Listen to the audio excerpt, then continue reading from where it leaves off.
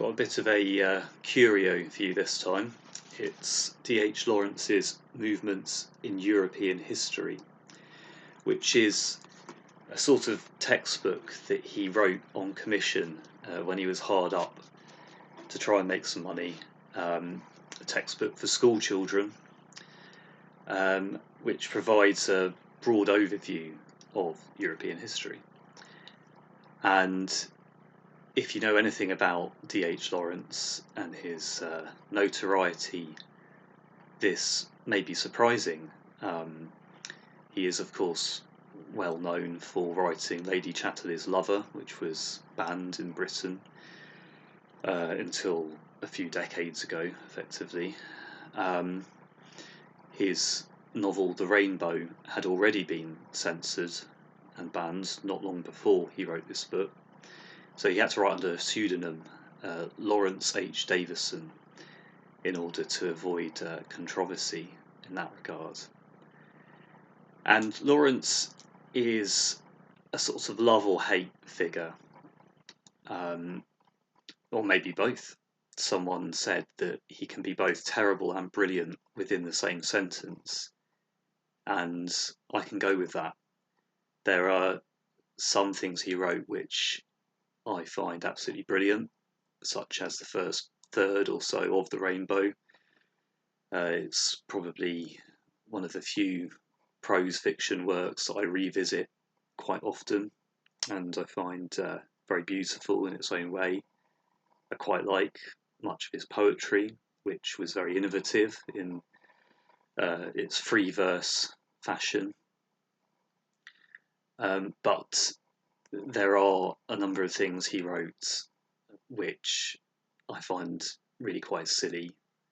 Women in Love, the sequel to The Rainbow, is just doesn't do anything for me. It's just odd and awkward and can't match The Rainbow. But this book is worth a read, even though he wrote it just for money and he found it a struggle. He did express some pride in it ultimately, and it does provide a good overview of European history. It's one that I think any adult could benefit from, just to brush up on that broad sweep. As for children now, I don't know, the language might be a bit hard, certainly for younger children, but they would definitely learn a lot that was missing from my own education by having a look through. Lawrence's own philosophy and outlook on life does peep through. He takes essentially an idealist view of history. In the introduction, he makes it clear that he thinks great historical change is almost inexplicable. It's almost like a welling up of some mysterious inspiration within men's souls at the time, and it's something that we can't and shouldn't try to understand. And this ties in with his almost mystical outlook on life with a capital L, this desire to be swept up with the vitalistic movement and power of life itself, to not rationalize things any longer as the industrial movement in Britain had done for so long, and which he saw as the cause of much of Britain's unhappiness and ugliness.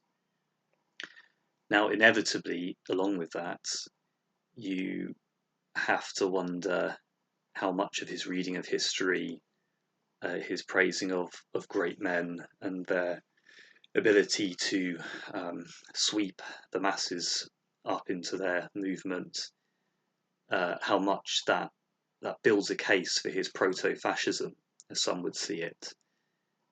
And I think it's not hard to see throughout this book, or at least in the final chapters. But overall, like I say, is still worth a look. You can probably get a cheap second-hand copy, and it may well join some dots for you, fill in some blanks of your knowledge.